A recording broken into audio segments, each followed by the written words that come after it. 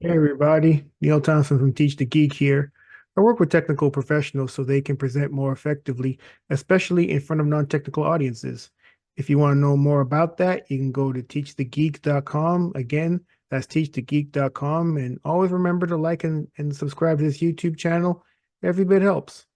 If you're someone who's working with technical professionals, helping them with their presentation skills, or even if you're the technical professional yourself, here's a way to make sure that your presentations are as understandable as possible.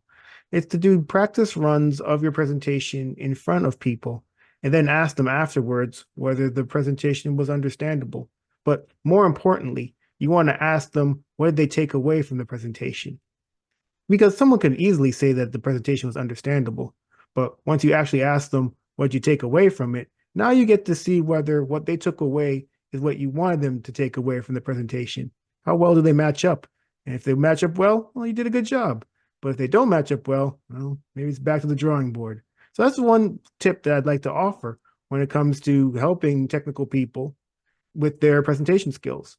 After the presentation, practice the presentation in front of people, and then after, ask whether the presentation was understandable, but then ask what takeaways did you take away from the presentation and see how well they match up with what you as a technical professional intended.